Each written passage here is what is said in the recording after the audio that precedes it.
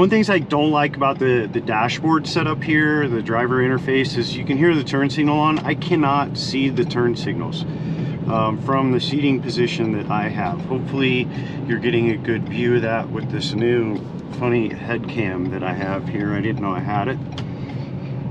But I can't see the turn signals, so if you're going to be cruising down the highway and you got the music up, you might turn into an old man with your turn signal on for an hour or two. The other thing about it, if I take the traction control off here, you can see it on the dashboard. It says traction control off, but again, I cannot see the actual indicator light, which is down there. Not really the biggest of issues, but I would put the turn signals right there and right there, and maybe have that traction control light somewhere up there as well. When you get the FX4 package, you get all the adaptive driver modes: normal, tow haul, slippery, mud and ruts, sand.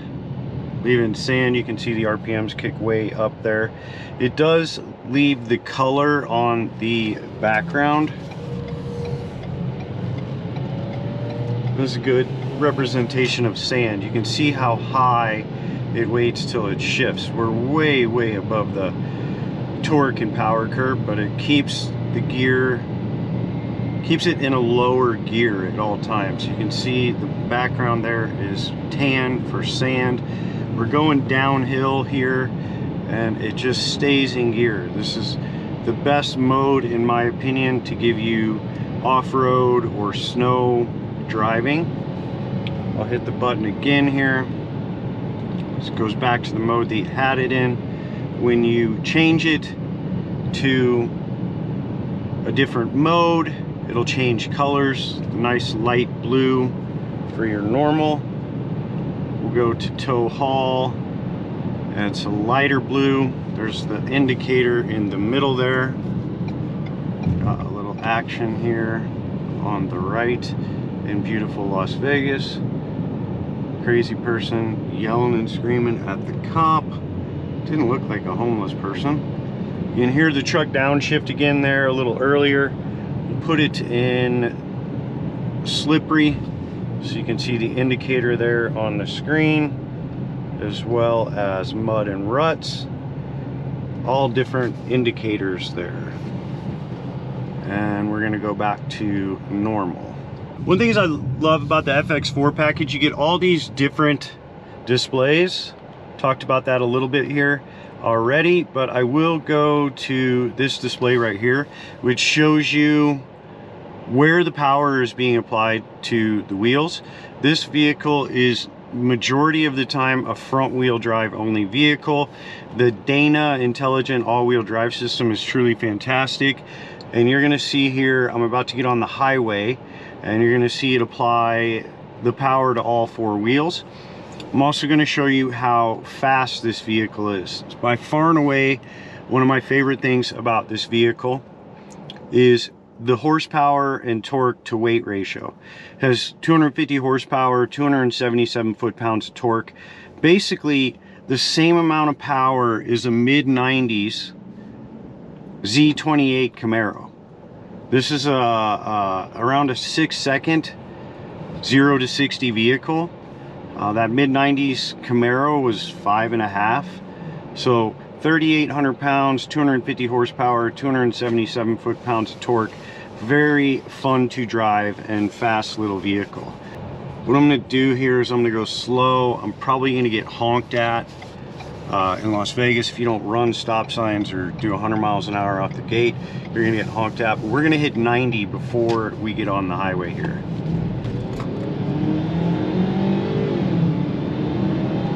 You can see the power being directed to all four wheels, and I might run into that white car, but we're gonna hit 90. There you go. Really fast. I call it a little rocket ship. As you let off the gas and just kind of casually drive, you can see that the power is only being directed to the front wheels. and when you're coasting, does not put out any power.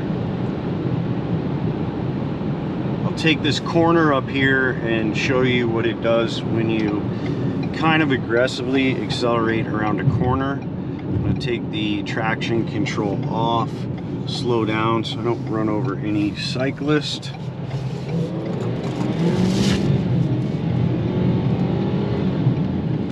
Pretty fast little vehicle. 2023 Ford Maverick XLT luxury package FX4 all-wheel drive 2-liter turbo. Absolutely love this vehicle. I put 20,000 miles on 2 Ford Mavericks. Fantastic little machines. The powertrain is really fantastic. The way it puts the power to all 4 wheels. Extremely safe vehicle if you live somewhere that has bad winter weather or a lot of rain. Yet you still get 20 to 30 miles per gallon. I got less than what the rating is for the vehicle, but that's because I like to drive fast. As you guys know, I own motorcycles. I like to drive fast. But I also live in Montana and spend a lot of time down here in beautiful Las Vegas, where in Nevada and Montana, they're 2 of the bigger states in America with the least amount of people, and you can drive really fast. So with the speed limits being 75, 80 miles an hour, that's not where it's rated. So I did get a little worse gas mileage, but I waited 2 years for this vehicle. And one of my reasons why I waited so long is I wanted the luxury package with the vehicle. I couldn't get it originally, so I bought a 22, sold it, got this 2023, and it did come with the luxury package. A few things that you get with the luxury package that you don't get with the XLT. The cool little light right there, and your 110 power plug. If you're an electrician, I mentioned this in the first video, or you have any skills at all, there are 2 of these that are pre-wired for additional auxiliary. So you can put more USBs or power supplies here if you want to put a cooler back here or charge your speaker while you're camping. I did get the floor mats, rubber floor mats. For some reason they gave me these 2, not sure why. Sliding rear window, all-wheel drive, FX4. With the FX4 package, gives you the top of the line screen like you get on the Lariat. Back seat of the vehicle, extremely functional. With that, with the luxury package, you do get 2 USBs and another 110 plug. So with that luxury package, you have 2 110 plugs on the vehicle. That's where I drive, and you can see I still fit back here. Not really that comfortably, but I can still fit back here. Part of the luxury package, you also get the keypad if you lock yourself out. With the FX4 and the luxury package, you do get the upgraded center screen there with all the cool displays. Reason why I wanted this luxury package: living in Montana, it's very cold, heated seats, heated steering wheel. Probably by far and away my favorite option. It does come standard with Android Auto. It is a wired connection. That is how Ford keeps the cost down on this vehicle. They leave out some modern amenities that you get on higher end vehicles, like wireless charging. You do have heated mirrors as well with the luxury package, wheel and seats. You do have power mirrors. The driver's seat is powered as well, really adjustable. One of my favorite things about this vehicle is you can move that seat all around. So if you're 6'6", 6'7", or 5'5", you can put this seat wherever you want it. The things I absolutely love about this vehicle: how powerful it is. The motor 277 foot-pounds of torque, 250 horsepower. All-wheel drive system, puts the power to the wheels really well. And I'll show you getting on the highway here how fast this vehicle is. The second thing that I absolutely love about this vehicle is how many functions it can perform. You can get 4 full-size adults inside that tiny little cab, relatively comfortable. The bed is short, but if you put the tailgate down and move the ropes around, you can still put 8 4x8 sheets of plywood in it. It has a higher payload than a traditional Toyota Tacoma style mid-size or small compact truck. You can put up to 2,000 pounds in this vehicle and tow 4,000. Third thing I love about this vehicle is it kind of goes back to that other point there, payload capacity combined with miles per gallon. I just drove down from Montana with the trailer, probably 3,000 pounds in the trailer, at least a couple thousand pounds in the vehicle or close to it, and I still got 17 miles per gallon. That's what a third generation Toyota Tacoma would get just driving around normally. I know the new Tacoma is a turbocharged 4-cylinder like this vehicle, and if you would please subscribe to the channel, because I am going to sell this vehicle and get a 6-speed manual TRD off-road Toyota Tacoma. I'll show this from the driver's perspective. I have my mirrors set so that when I look out there, I can just barely see the door handle. That's covering as much ground as possible with my mirror. But this little thing up here isn't adjustable, or maybe I don't know how to do it, but you can't move that little thing around. So in my opinion, that little thing is kind of pointless. And the reason why it's pointless is I'll show you right now. From my perspective here, I can clearly see that pole in the big part of the mirror, but I can barely see it in the little part. So what I'd rather have is just a full mirror there, or this little thing maybe right here, because then it would actually show your blind spot. Now, one thing I don't like about modern cars, and in the government or whoever's involved in this, you cannot disable the vehicle stability control and traction control completely on this vehicle. The only vehicles that I think you can do that to still are vehicles that have a real transfer case with a high and low range. When you get in those low ranges or 4-wheel drive, you can disable the traction control and the vehicle stability control. In this vehicle, you cannot disable the vehicle stability control unless you take out the ABS fuse under the hood. That's kind of ridiculous in my opinion. What I'll do now is I'll show you a video of me spinning some donuts up in Montana, and I had the pedal to the floor, but the vehicle stability control just kept going vit, vit, vit, vit, and wouldn't let me actually do real donuts. Now, I did spin some pretty much perfect donuts, but about a month before that, I was in a asphalt parking lot and spun some donuts, and the computer went nuts and disabled everything.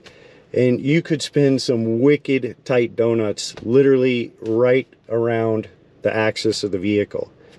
Now, if you could just be able to disable the vehicle's stability control, in my opinion, if you're a real driver in horrible situations, that's what you really want.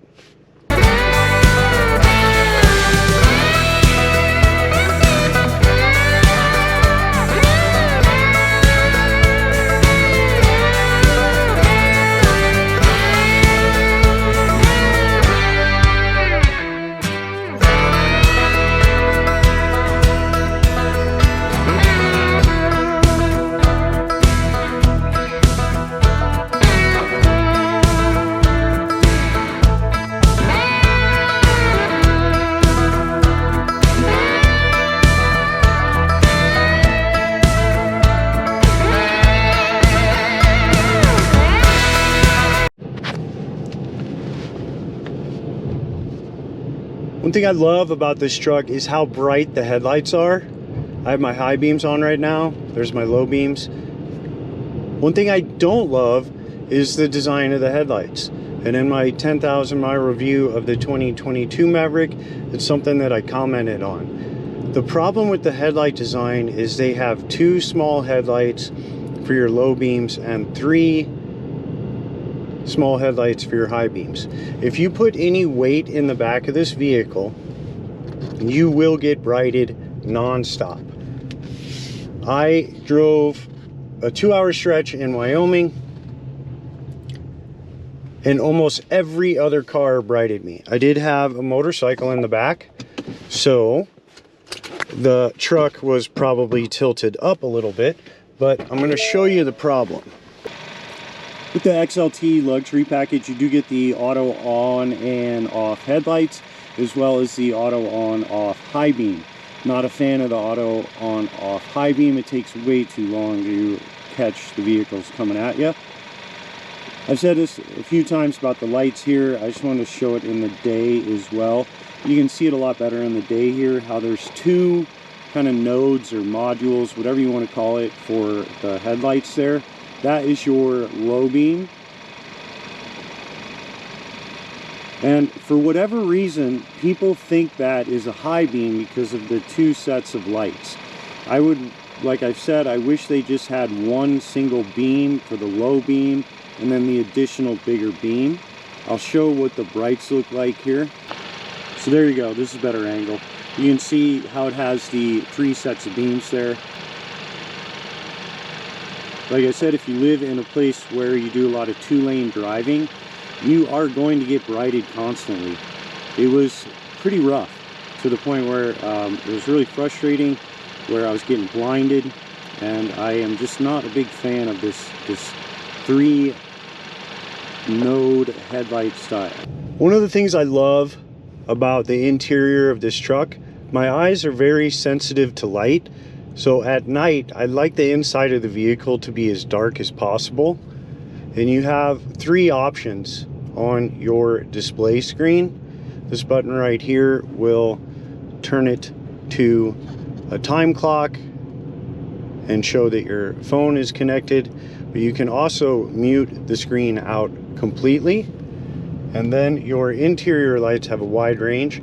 I keep them all the way bright during the day, but then you can turn them all the way down like that. So you can really see how dark it is inside the vehicle. And then if you want the screen back, you just hit that button over there. You can see how dark the screen got though, and you can brighten it back up. If you're out camping and you want to go in and out of your vehicle a million times and not have the lights come on and off, move the center switch like that. Kills all the lights on the interior of the vehicle. So if you're charging devices in the back or running an electric cooler down to where you don't kill the battery, you want to keep all the lights off.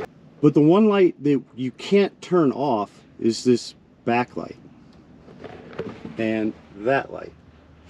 There's the button, which should turn them off. Now, that one's off, and that one's off.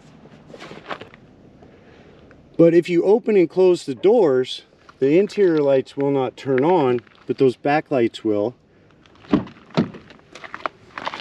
Every time you open and close the doors. So, there should be an on-off switch on that button in the dashboard. It's basically an on switch when the vehicle would normally